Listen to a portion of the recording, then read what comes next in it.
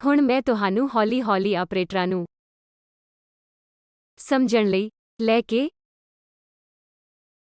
ਜਾ ਰਹੀ ਹਾਂ, ਜਿਸ ਨੂੰ ਸਪਸ਼ਟ ਤੌਰ ਤੇ ਇਹ ਵੀ ਕਿਹਾ ਜਾਣਾ ਚਾਹੀਦਾ ਹੈ ਕਿ ਇਹ ਇੱਕ ਸਪਿਨ ਸਿਫਰ ਆਪਰੇਟਰ ਜਾਂ ਐਂਗੂਲਰ ਮੋਮੈਂਟਮ ਸਿਫਰ ਆਪਰੇਟਰ ਐਂਗੂਲਰ ਮੋਮੈਂਟਮ ਇੱਕ ਆਪਰੇਟਰ ਜਾਂ ਇਸ ਤਰ੍ਹਾਂ ਹੋਰ ਵਰਗਾ ਹੈ।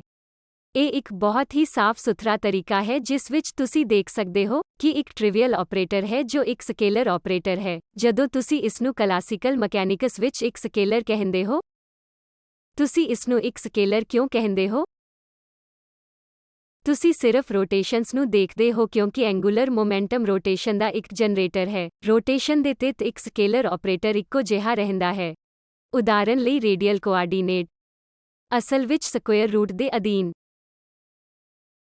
2r.r ਵੈਕਟਰ ਦਾ ਇੱਕ ਡਾਟ ਪ੍ਰੋਡਕਟ ਹੈ, ਜੋ ਰੇਡੀਅਲ ਕੋਆਰਡੀਨੇਟ ਰੋਟੇਸ਼ਨਾਂ ਦੇ ਅਧੀਨ ਨਹੀਂ ਬਦਲਦਾ ਹੈ।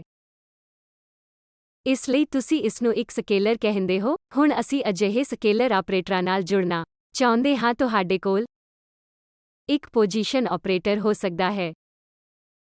ਸੈਂਟਰਲ ਫੋਰਸ ਪ੍ਰੋਬਲਮਸ ਵਿੱਚ ਰੇਡੀਅਲ ਆਪਰੇਟਰ। ਇਹ radial coordinate operator scaler operator ਹਨ, ਅਸੀਂ ਇਹ ਕਹਾਂਗੇ। ਪਰ ਫਾਰਮਲ ਪਰਿਭਾਸ਼ਾ ਕੀ ਹੈ? ਰੋਟੇਸ਼ਨ ਦੇ ਤਹਿਤ ਅਸੀਂ ਦੇਖਿਆ ਹੈ ਕਿ ਸਟੇਟ ਵੈਕਟਰ ਕਿਵੇਂ ਬਦਲਦੇ ਹਨ, ਅਤੇ ਸਾਨੂੰ ਇਹ ਦੇਖਣ ਦੀ ਜ਼ਰੂਰਤ ਹੈ ਕਿ ਇੱਕ ਰੋਟੇਸ਼ਨ ਦੇ ਅਧੀਨ ਇੱਕ ਲੀਨੀਅਰ ਆਪਰੇਟਰ ਕਿਸੇ ਵੀ ਲੀਨੀਅਰ ਆਪਰੇਟਰ ਅਧੀਨ ਕਿਵੇਂ ਬਦਲਦਾ ਹੈ। ਜੇ ਸਟੇਟ ਵੈਕਟਰ ਰੋਟੇਸ਼ਨਸ ਦੇ ਅਧੀਨ ਟਰਾਂਸਫਾਰਮ ਹੁੰਦਾ ਤਾਂ ਤੁਸੀਂ ਜਾਣਦੇ ਹੋ ਕਿ u ਤੋਂ i j dot theta by h cross ਵਿੱਚ ਕਿਵੇਂ ਟਰਾਂਸਫਾਰਮ ਹੁੰਦਾ ਹੈ। ਅਨੁਸਾਰੀ ਆਪਰੇਟਰ ਇਸ ਨੂੰ ਟਰਾਂਸਫਾਰਮ ਕਰ ਸਕਦੇ ਹਨ। ਇਸ ਲਈ ਅਸੀਂ ਆਪਰੇਟਰ ਨੂੰ ਸਕੇਲਰ ਕਦੋਂ ਕਹਿੰਦੇ ਹਾਂ? ਜਦੋਂ ਇਹ ਪ੍ਰਾਈਮ a ਦੇ ਇਕੁਅਲ ਹੁੰਦਾ ਹੈ। ਕੋਈ ਚੇਂਜ ਨਹੀਂ। ਇਹ ਪ੍ਰਾਈਮ ਬਰਾਬਰ ਹੁੰਦਾ ਹੈ a ਦੇ, ਜਿਸ ਨੂੰ ਅਸੀਂ ਇੱਕ ਸਕੇਲਰ ਆਪਰੇਟਰ ਕਹਿੰਦੇ ਹਾਂ। ਇਹ ਕਦੋਂ ਹੋ ਸਕਦਾ ਹੈ? ਇਹ ਕਦੋਂ ਹੋ ਸਕਦਾ ਹੈ? ਸਿਰਫ ਜਦੋਂ ਐਂਗੂਲਰ ਮੋਮੈਂਟਮ ਵਾਲੇ ਸਕੇਲਰ ਆਪਰੇਟਰ ਦਾ ਕਮਿਊਟੇਟਰ ਇਹ ਸਿਫਰ ਹੋਵੇ। ਤੁਸੀਂ ਸਾਰਿਆਂ ਨੇ ਜਾਂਚ ਕੀਤੀ ਹੈ ਕਿ LIR ਕੋਆਰਡੀਨੇਟ ਨਾਲ ਜਾਂ r ਰੇਡੀਅਲ ਕੋਆਰਡੀਨੇਟ ਦਾ ਫੰਕਸ਼ਨ ਸਿਫਰ ਹੈ। ਤੁਸੀਂ ਮਕੈਨੀਕਲੀ ਜਾਂਚ ਕੀਤੀ ਹੈ। ਹੁਣ ਮੈਂ ਸਿਰਫ ਇਹ ਕਹਿਣ ਦੀ ਕੋਸ਼ਿਸ਼ ਕਰ ਰਹੀ ਹਾਂ ਕਿ ਸਕੇਲਰ ਆਪਰੇਟਰਸ ਉਹ ਐਂਗੂਲਰ ਮੋਮੈਂਟਮ ਜਨਰੇਟਰ ਨਾਲ ਕਮਿਊਟ ਕਰਦੇ ਹਨ, ਜੋ ਤੁਹਾਨੂੰ ਇਹ ਵੀ ਦੱਸਦਾ ਹੈ ਕਿ ਦੂਜੇ ਆਪਰੇਟਰ ਐਂਗੂਲਰ ਮੋਮੈਂਟਮ ਜਨਰੇਟਰਾਂ ਨਾਲ ਕਮਿਊਟ ਨਹੀਂ ਕਰਨਗੇ ਜਦੋਂ ਇਹ ਬਦਲਦਾ ਹੈ, ਅਤੇ ਉਹ ਕਮਿਊਟ ਨਹੀਂ ਕਰਨਗੇ। ਕਲਾਸੀਕਲ ਮਕੈਨਿਕਸ ਸਾਨੂੰ ਦੱਸਦਾ ਹੈ ਕਿ ਜੇਕਰ ਤੁਹਾਡੇ ਕੋਲ ਇਹ ਵੈਕਟਰ ਆਪਰੇਟਰ ਜਾਂ ਪੋਜੀਸ਼ਨ ਵੈਕਟਰ ਹੈ ਤਾਂ ਤੁਸੀਂ ਜਾਣਦੇ ਹੋ ਕਿ ਉਸ ਵੈਕਟਰ ਦੇ ਪੋਜੀਸ਼ਨ ਕੰਪੋਨੈਂਟਸ ਰੋਟੇਸ਼ਨਾਂ ਵਿੱਚ ਕਿਵੇਂ ਟਰਾਂਸਫਾਰਮ ਹੁੰਦੇ ਹਨ। ਕੋਈ ਵੀ ਵੈਕਟਰ ਆਪਰੇਟਰ, ਜਿਵੇਂ ਕਿ ਤੁਸੀਂ ਵੈਕਟਰ ਪੋਟੈਂਸ਼ੀਅਲ ਜਾਂ ਇਲੈਕਟ੍ਰਿਕ ਫੀਲਡ ਮੋਮੈਂਟਮ ਲੈਂਦੇ ਹੋ, ਉਹਨਾਂ ਨੂੰ ਬਦਲਣਾ ਪੈਂਦਾ ਹੈ। ਟਰਾਂਸਫੋਰਮੇਸ਼ਨ ਪ੍ਰਾਪਰਟੀਜ਼ ਪੋਜੀਸ਼ਨ ਵੈਕਟਰ ਥਾਈ ਦੇ ਤੁਹਾਡੇ ਕੰਪੋਨੈਂਟਸ ਤੋਂ ਵੱਖ ਨਹੀਂ ਹਨ, ਇਸ ਲਈ ਤੁਸੀਂ ਉਹਨਾਂ ਨੂੰ ਵੈਕਟਰਸ ਕਿਹਾ ਹੈ। ਇੱਥੋਂ ਤੱਕ ਕਿ ਵੈਕਟਰਾਂ ਦੀ ਘੋਸ਼ਣਾ ਕਰਦੇ ਹੋਏ ਇੱਥੇ ਕੁਝ ਹੋਰ ਡਿਸਟਿੰਕਸ਼ਨਸ ਹਨ। ਉਹ ਡਿਸਟਿੰਕਸ਼ਨਸ ਕੀ ਹਨ ਜੋ ਸਮਾਨਤਾ ਵਿੱਚ ਬਦਲਦੇ ਹਨ ਅਤੇ ਜੋ ਸਮਾਨਤਾ ਵਿੱਚ ਨਹੀਂ ਬਦਲਦੇ ਹਨ? ਉਹ ਪੋਲਰ ਵੈਕਟਰ ਐਕਸੀਅਲ ਵੈਕਟਰ ਹਨ। ਘੱਟੋ ਘੱਟ ਪ੍ਰੋਪਰ ਰੋਟੇਸ਼ਨਸ ਲਈ ਇਸ ਵਿੱਚ ਨਹੀਂ ਆਉਂਦੇ। ਇੱਥੇ ਕੋਈ ਅੰਤਰ ਨਹੀਂ ਹੈ, ਅਤੇ ਪ੍ਰੋਪਰ ਰੋਟੇਸ਼ਨਾਂ ਦੇ ਤਹਿਤ ਕੋਈ ਵੀ ਵੈਕਟਰ ਇੱਕ ਪੋਜੀਸ਼ਨ ਵੈਕਟਰ ਦੇ ਕੰਪੋਨੈਂਟਸ ਵਾਂਗ ਟਰਾਂਸਫਾਰਮ ਹੋਵੇਗਾ। ਇਹ ਤੁਸੀਂ ਕਲਾਸੀਕਲ ਮਕੈਨਿਕਸ ਤੋਂ ਜਾਣਦੇ ਹੋ। ਸਪਸ਼ਟ ਤੌਰ ਤੇ ਇਹ ਉਪਰੋਕਤ ਇਕੁਏਸ਼ਨ ਇਹ ਪ੍ਰਾਈਮ a ਨਹੀਂ ਹੈ। ਤੁਸੀਂ ਜਾਣਦੇ ਹੋ ਕਿ ਰੋਟੇਸ਼ਨ ਦੇ ਅਧੀਨ ਵੀ ਪ੍ਰਾਈਮ ਕਿਵੇਂ ਬਦਲਦਾ ਹੈ। ਉੱਥੇ ਤੁਸੀਂ ਪਤਾ ਕਰ ਸਕਦੇ ਹੋ ਕਿ ਵੱਖ-ਵੱਖ ਪੋਜੀਸ਼ਨ ਕੋਆਰਡੀਨੇਟਸ ਦੇ ਨਾਲ ਐਂਗੂਲਰ ਮੋਮੈਂਟਮ ਦਾ ਕਮਿਊਟੇਟਰ ਕੀ ਹੈ। ਜੋ ਵੀ ਮੈਂ ਪੋਜੀਸ਼ਨ ਆਪਰੇਟਰ ਦੇ ਕੰਪੋਨੈਂਟਸ ਲਈ ਲਿਖਦੀ ਹਾਂ, ਇਹ ਕਿਸੇ ਵੀ ਵੈਕਟਰ ਆਪਰੇਟਰ ਲਈ ਰੱਖਣਾ ਚਾਹੀਦਾ ਹੈ। ਤੁਹਾਨੂੰ ਇਹ ਦੇਖਣਾ ਹੋਵੇਗਾ। ਜੇਕਰ ਤੁਸੀਂ ਨਹੀਂ ਕੀਤਾ ਤਾਂ ਤੁਹਾਨੂੰ ਵਾਪਸ ਜਾ ਕੇ ਇਸ ਨੂੰ ਚੈੱਕ ਕਰਨਾ ਚਾਹੀਦਾ ਹੈ। ਜੇ I ਕਿਸੇ ਵੀ ਡਾਟ ਪ੍ਰੋਡਕਟ ਦੇ ਨਾਲ ਜੋ ਸਿਫਰ ਹੈ, ਅਤੇ ਤੁਸੀਂ ਇਹ ਦਿਖਾ ਵੀ ਸਕਦੇ ਹੋ, ਇਸ ਲਈ ਇਸ ਨੂੰ ਇਹ ਸਕੇਲਰ ਆਪਰੇਟਰ ਕਿਹਾ ਜਾਂਦਾ ਹੈ। ਅਤੇ ਜੇ I AJ ਦੇ ਨਾਲ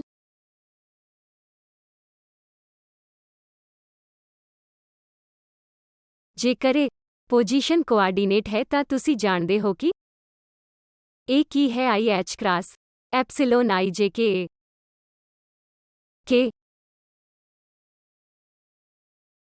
ਇਹ ਉਹ ਹੈ ਜੋ ਅਸੀਂ ਇਸ ਨੂੰ ਵੈਕਟਰ ਆਪਰੇਟਰ ਕਹਿੰਦੇ ਹਾਂ।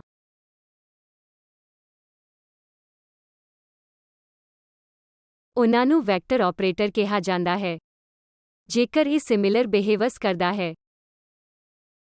ਜਿਵੇਂ ਕੰਪੋਨੈਂਟ ਪੋਜੀਸ਼ਨ ਵੈਕਟਰ ਰੋਟੇਸ਼ਨ ਦੇ ਅਧੀਨ ਬਿਹੇਵਸ ਕਰਦਾ ਹੈ, ਤਾਂ ਤੁਸੀਂ ਇਸ JI ਦੀ ਜਾਂਚ ਕਰ ਸਕਦੇ ਹੋ। ਮੋਮੈਂਟਮ ਜੇ ਕੰਪੋਨੈਂਟਸ ਨਾਲ ਇਹ ਕੀ ਹੈ, ਇਹ IH cross epsilon I K PK ਹੋਵੇਗਾ। ਐਂਗੂਲਰ ਮੋਮੈਂਟਮ JI ਖੁਦ ਇਹ ਵੈਕਟਰ ਆਪਰੇਟਰ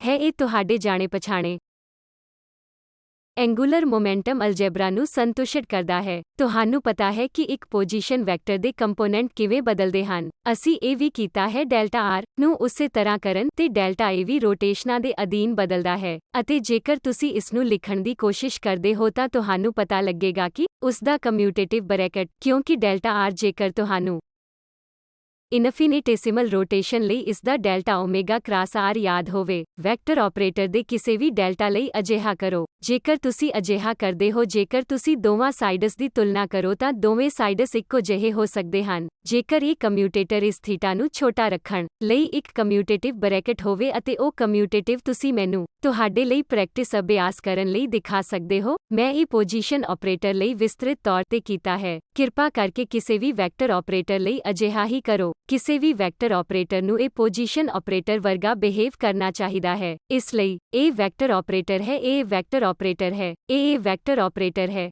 ਉਹ ਸਾਰੇ ਟਰਾਂਸਫੋਰਮ ਹੁੰਦੇ ਹਨ। ਜੋ ਵੀ ਇੱਕ ਵੈਕਟਰ ਆਪਰੇਟਰ ਹੈ, ਰਾਈਟ ਹੈਂਡ ਸਾਈਡ ਵੱਲ ਹੋਣਾ ਚਾਹੀਦਾ ਹੈ। ਅਤੇ ਅਗਲਾ ਆਪਰੇਟਰ ਕਿਹੜਾ ਹੋਵੇ, ਸਾਨੂੰ ਕੰਸੀਡਰ ਕਰਨਾ ਚਾਹੀਦਾ ਹੈ ਕਿ ਅਸੀਂ ਸਕੇਲਰ ਅਸੀਂ ਵੈਕਟਰ ਕੀਤਾ ਤਾਂ ਸਾਨੂੰ ਟੈਂਸਰਾਂ ਨੂੰ ਦੇਖਣਾ ਚਾਹੀਦਾ ਹੈ। ਜਾਣੇ ਪਛਾਣੇ ਟੈਂਸਰਾਂ ਵਿੱਚੋਂ ਇੱਕ ਜਿਸਦਾ ਤੁਸੀਂ ਸਭ ਨੇ ਅਧਿਐਨ ਕੀਤਾ ਹੈ, ਉਹ ਹੈ moment of inertia tensor. Moment of inertia tensor ਦੇ ਦੋ ਇੰਡੀਸਸ ਹੁੰਦੇ ਹਨ। ਜ਼ਰੂਰ ਤੁਸੀਂ ਲੈਬ ਵਿੱਚ ਵੀ ਕੀਤਾ ਹੋਵੇਗਾ।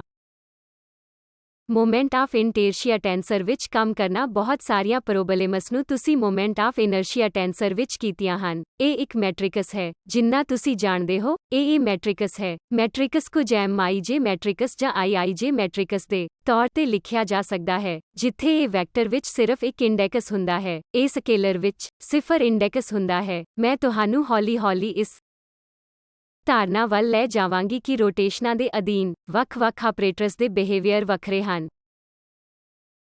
ਜੇਕਰ ਤੁਸੀਂ ਦੋ ਇੰਡੀਸਸ ਦੇ ਨਾਲ ਮੋਮੈਂਟ ਆਫ ਇਨਰਸ਼ੀਆ ਲੈਂਦੇ ਹੋ, ਜੇਕਰ ਤੁਸੀਂ ਰੋਟੇਸ਼ਨ ਕਰਦੇ ਹੋ, ਤਾਂ ਇਸ ਦਾ ਕੀ ਹੁੰਦਾ ਹੈ? ਮੈਂ ਇਹ ਚਾਹੁੰਦੀ ਹਾਂ ਕਿ ਤੁਸੀਂ ਜਾਓ ਅਤੇ ਇਸ ਨੂੰ ਦੇਖੋ। ਜੇ ਤੁਸੀਂ IIJ ਲੈਂਦੇ ਹੋ, ਮੈਨੂੰ ਯਕੀਨ ਹੈ ਕਿ ਤੁਸੀਂ ਇਹ ਸਭ ਕਰ ਲਿਆ ਹੋਵੇਗਾ, ਪਰ ਜੇਕਰ ਤੁਸੀਂ ਇਹ ਨਹੀਂ ਕੀਤਾ ਤਾਂ ਮੈਨੂੰ ਕਰਨ ਦਿਓ। ਜੇਕਰ ਮੈਂ AIBJ ਲੈਂਦੀ ਹਾਂ ਅਤੇ ਇਸ ਨੂੰ ATIJ ਕਹਿੰਦੀ ਹਾਂ,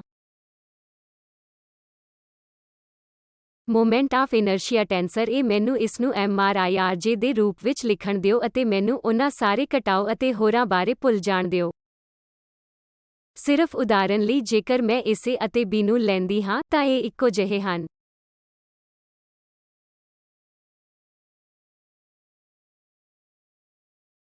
ਜਦੋਂ ਮੈਂ ਦੋ ਇੰਡੈਕਸ ਆਬਜੈਕਟ ਤੇ ਰੋਟੇਸ਼ਨ ਕਰਦੀ ਹਾਂ, ਜਦੋਂ ਮੈਂ ਇੱਕ ਇੰਡੈਕਸ ਆਬਜੈਕਟ ਤੇ ਰੋਟੇਸ਼ਨ ਕਰਦੀ ਹਾਂ ਤਾਂ ਮੈਨੂੰ ਇਹ ਪ੍ਰਾਈਮ I ਬਰਾਬਰ IRIJ ਮਿਲੇਗਾ। ਇਹ ਰੋਟੇਸ਼ਨ ਮੈਟ੍ਰਿਕਸ ਟਾਈਮਜ਼ AJ ਹੈ।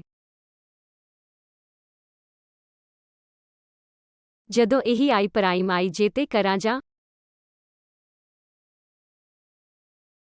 ਮੰਨ ਲਓ T ਪ੍ਰਾਈਮ IJ ਲਈਏ, ਰੋਟੇਸ਼ਨ ਦੇ ਅਧੀਨ ਕੀ ਹੁੰਦਾ ਹੈ? RII1 RJJ1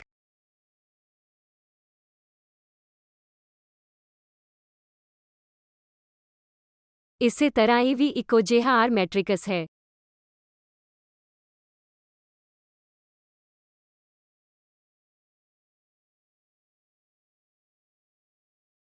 ਤਿੰਨ ਡਾਇਮੈਂਸ਼ਨ ਵਿੱਚ ਕਿੰਨੇ ਐਲੀਮੈਂਟ ਹਨ?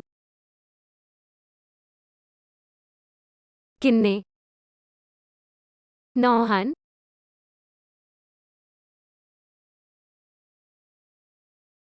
ਜੇਕਰ ਮੈਂ ਇਸ ਨੂੰ ਵੈਕਟਰ RI ਨੂੰ ਵੈਕਟਰ ਆਪਰੇਟਰ ਦੇ ਰੂਪ ਵਿੱਚ ਦੇਖਾਂ, ਤਾਂ ਇਸ ਵਿੱਚ ਕਿੰਨੇ ਕੰਪੋਨੈਂਟਸ ਹਨ? 3 ਕੰਪੋਨੈਂਟਸ। ਇਹ ਇੱਕ ਹੋਰ ਵੈਕਟਰ ਹੈ ਜਿਸ ਵਿੱਚ ਦੋ ਵੈਕਟਰਾਂ ਨੂੰ ਜੋੜਦੇ ਹੋਏ 3 ਕੰਪੋਨੈਂਟਸ ਹਨ ਜੋ ਟੈਂਸਰ ਪ੍ਰੋਡਕਟ ਲੈਣ ਵਰਗੇ ਹਨ। ਮੇਰੇ ਕੋਲ ਦੋ ਵੈਕਟਰ ਕੰਬਾਈਨਡ ਹਨ। ਇਹ ਦੋ ਵੈਕਟਰਾਂ ਨੂੰ ਵੀ ਕੰਬਾਈਨਸ ਕਰਦਾ ਹੈ। ਇਹ ਵੈਕਟਰ ਹੈ। ਇਹ ਵੈਕਟਰ ਹੈ। ਇਸ ਵੈਕਟਰ ਵਿੱਚ 3 ਕੰਪੋਨੈਂਟਸ ਹਨ। ਇਸ ਵਿੱਚ 3 ਕੰਪੋਨੈਂਟਸ ਹਨ। ਕੰਬਾਈਨਿੰਗ ਇੱਕ ਟੈਂਸਰ ਪ੍ਰੋਡਕਟ ਹੈ। ਇਸ ਕੰਪੋਜੀਸ਼ਨ ਦੀ ਡਾਇਮੈਂਸ਼ਨ ਕੀ ਹੈ? 3 ਟਾਈਮਸ 3। ਤੁਸੀਂ ਕਿਹਾ ਇਸ ਵਿੱਚ 9 ਇੰਡੀਪੈਂਡੈਂਟ ਕੰਪੋਨੈਂਟਸ ਹਨ। ਕੰਪੋਜ਼ਡ ਆਬਜੈਕਟ ਦੇ 9 independent components 3 dimensional vector ਮਲਟੀਪਲਾਈਡ 3 dimensional vector ਦੇ ਬਣੇ ਹੁੰਦੇ ਹਨ। ਕੀ ਤੁਸੀਂ ਕੁਝ ਸਮਝ ਰਹੇ ਹੋ ਜੋ ਮੈਂ ਕਹਿਣ ਦੀ ਕੋਸ਼ਿਸ਼ ਕਰ ਰਹੀ ਹਾਂ? ਅਸੀਂ ਇਹ ਅਨਕਪਲਡ ਬੇਸਿਸ ਅਤੇ ਕਪਲਡ ਬੇਸਿਸ ਤੇ ਕੀਤਾ। ਸਟੇਟਸ ਦੇ ਸੰਦਰਭ ਵਿੱਚ ਮੈਂ ਆਪਰੇਟਰਸ ਨੂੰ ਕੰਪੋਜ਼ ਕਰ ਸਕਦੀ ਹਾਂ। ਦੋ ਵੈਕਟਰ ਆਪਰੇਟਰ ਲੈ ਕੇ ਅਤੇ ਕੰਪੋਜ਼ ਕਰੋ ਅਤੇ ਇੱਕ ਦੋ ਇੰਡੈਕਸਡ ਆਬਜੈਕਟ ਪ੍ਰਾਪਤ ਕਰੋ। ਅਤੇ ਹੁਣ ਮੈਂ ਇਸ ਨੂੰ ਸੁਲਝਾਉਣਾ ਚਾਹਾਂਗੀ। ਇਹ ਅਨਕਪਲਡ ਹੈ।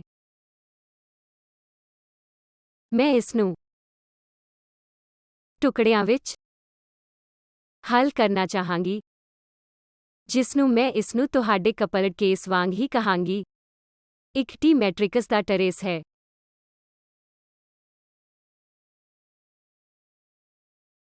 ਰੋਟੇਸ਼ਨਾਂ ਦੇ ਤਹਿਤ ਟੀ ਮੈਟ੍ਰਿਕਸ ਦਾ ਟਰੇਸ ਕੀ ਕਰਦਾ ਹੈ?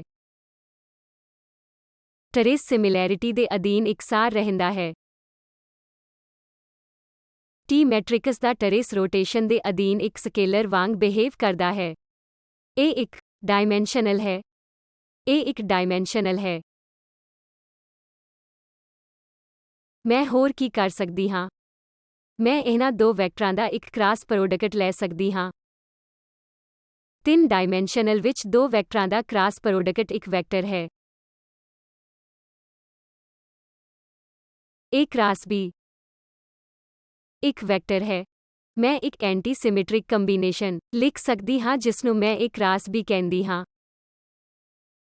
ਇੱਥੇ ਕਿੰਨੇ ਕੰਪੋਨੈਂਟਸ ਹਨ? 3। A ਕ੍ਰਾਸ B ਵਿੱਚ ਸਿਰਫ 3 ਕੰਪੋਨੈਂਟਸ ਹਨ ਅਤੇ ਸਿਮੈਟ੍ਰਿਕ T1 2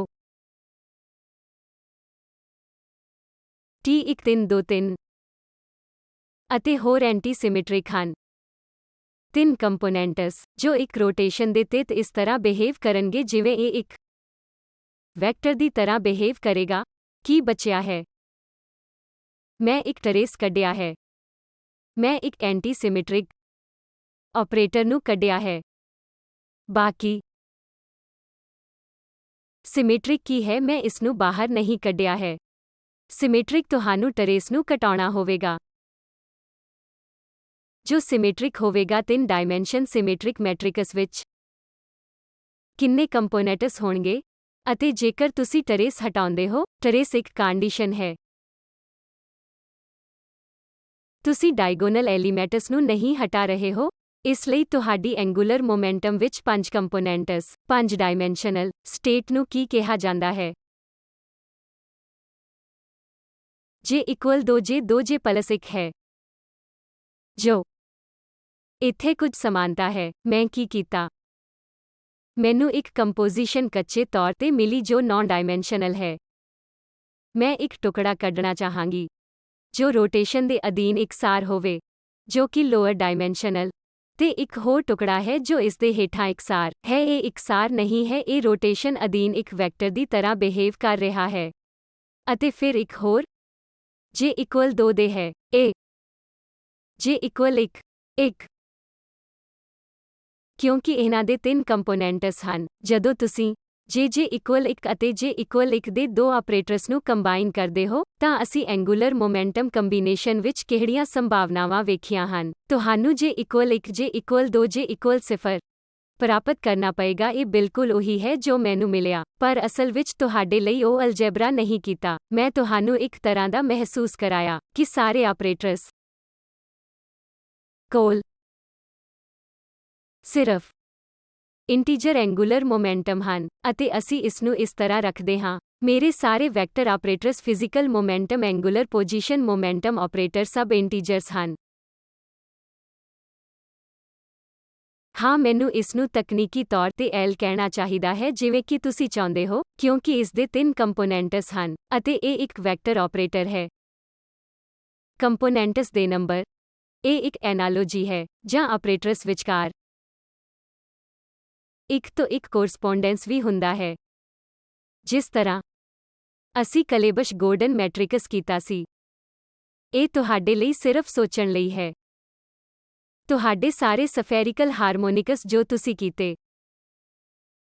ਤੁਹਾਡੇ ਸਾਰੇ ਸਫੈਰਿਕਲ ਹਾਰਮੋਨਿਕਸ। ਤੁਸੀਂ ਇਸ ਨੂੰ ਕਦੇ ਨਹੀਂ ਲਿਖਿਆ, ਕਿਉਂਕਿ ਤੁਸੀਂ ਕਦੇ ਵੀ ਕੁਆਡਰੈਟਿਕਸ ਨਹੀਂ ਲਏ। ਜੇ ਤੁਹਾਨੂੰ ਯਾਦ ਹੈ ਅਸੀਂ ਇਹ ਕੀਤਾ। ਅਸੀਂ ਕਿਹਾ ਕਿ ਅਸੀਂ ਸਾਰੇ ਪੋਲੀਨੋਮੀਅਲ ਨੂੰ ਵੇਰੀਏਬਲ x ਵਿੱਚ ਲਿਖ ਸਕਦੇ ਅਤੇ 3 ਡਾਇਮੈਂਸ਼ਨਲ ਵਿੱਚ ਵੀ ਤੁਸੀਂ ਅਜਿਹਾ ਕਰ ਸਕਦੇ ਹੋ, ਪਰ ਇਹ ਉਹ ਨਹੀਂ ਹੈ ਜੋ ਤੁਸੀਂ ਲਿਆ ਸੀ। ਤੁਸੀਂ r ਥੀਟਾ ਫਾਈ ਵਿੱਚ ਇਹ ਲੀਨੀਅਰ ਕੰਬੀਨੇਸ਼ਨ ਲਿਆ ਹੈ, ਖਾਸ ਤੌਰ ਤੇ ਥੀਟਾ ਫਾਈ, ਇਸ ਤਰੀਕੇ ਨਾਲ ਕਿ ਤੁਸੀਂ l ਇਕੁਅਲ 1, l ਇਕੁਅਲ 2 ਕਹਿ ਸਕੋ।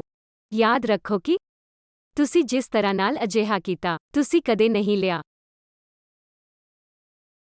ਮੈਂ ਇਹ ਸਿਰਫ ਮਹਿਸੂਸ ਕਰਾਉਣ ਦੀ ਕੋਸ਼ਿਸ਼ ਕਰ ਰਹੀ ਹਾਂ ਕਿ ਇੱਥੇ ਕੁਝ ਕਿਸਮ ਦਾ ਇੱਕ ਤੋਂ ਇੱਕ ਕੋਰਸਪੋਂਡੈਂਸ ਹੈ।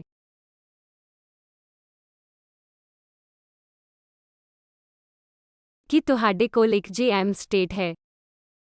ਇੱਕ ਸਮਾਨ ਤਰੀਕਾ ਹੈ ਜਿਸ ਵਿੱਚ ਤੁਸੀਂ ਕਹਿ ਸਕਦੇ ਹੋ, ਇੱਕ ਇੰਡੈਕਸ ਵਾਲੇ ਆਪਰੇਟਰਸ ਜਿਸਨੂੰ ਮੈਂ K ਅਤੇ ਦੂਜਾ ਇੰਡੈਕਸ ਜਿਸਨੂੰ ਮੈਂ Q ਆਖਦੀ ਹਾਂ। ਇਸ ਲਈ ਸਕੇਲਰ ਆਪਰੇਟਰ 0 ਵੈਕਟਰ ਆਪਰੇਟਰ ਹੈ 1, Q, ਜਿਸ ਵਿੱਚ 3 ਕੰਪੋਨੈਂਟਸ ਹਨ। ਇਸ ਵਿੱਚ ਇੱਕ ਕੰਪੋਨੈਂਟ ਹੈ। ਅਤੇ ਅਗਲੀ ਗੱਲ ਇਹ ਹੈ ਕਿ ਤੁਸੀਂ ਉੱਚ ਦਰਜੇ ਦੇ ਟੈਂਸਰ ਪ੍ਰਾਪਤ ਕਰਨ ਲਈ ਵੈਕਟਰ ਲਿਖ ਸਕਦੇ ਹੋ। ਤੀਜੇ ਦਰਜੇ ਦੇ ਟੈਂਸਰ ਪ੍ਰਾਪਤ ਕਰਨ ਲਈ ਵੈਕਟਰਸ 3 ਵੈਕਟਰਸ ਬਣਾ ਸਕਦੇ ਹੋ। ਜੋ ਵੀ ਮੈਂ ਅੱਜ ਕੀਤਾ, ਉਹ AIBJ ਹੈ, ਪਰ ਤੁਸੀਂ AIBJCK ਲੈ ਸਕਦੇ ਹੋ ਅਤੇ 3 ਇੰਡੈਕਸ ਆਬਜੈਕਟ ਪ੍ਰਾਪਤ ਕਰ ਸਕਦੇ ਹੋ। ਅਸੀਂ ਲੈਕਚਰ ਵਿੱਚ ਇਸ ਟੈਂਸਰ ਆਪਰੇਟਰਸ ਤੇ ਜਾਵਾਂਗੇ ਅਤੇ ਦੇਖਾਂਗੇ ਕਿ ਜੇ ਤੁਸੀਂ ਸਪਿਨ JS ਨੂੰ ਕੰਬਾਈਨ ਕਰਦੇ ਹੋ, ਕਿ ਚੀਜ਼ਾਂ ਕਿਵੇਂ ਵਾਪਰਦੀਆਂ ਹਨ, ਤਾਂ ਇਸ ਕੇਸ ਵਿੱਚ ਵੀ ਉਹੀ ਹੋਏਗਾ। ਉਹੀ ਸੀ ਜੇ ਕੋਐਫੀਸ਼ੀਐਂਟ ਹੱਲ ਕਰਨ ਵਿੱਚ ਤੁਹਾਡੀ ਮਦਦ ਕਰੇਗਾ।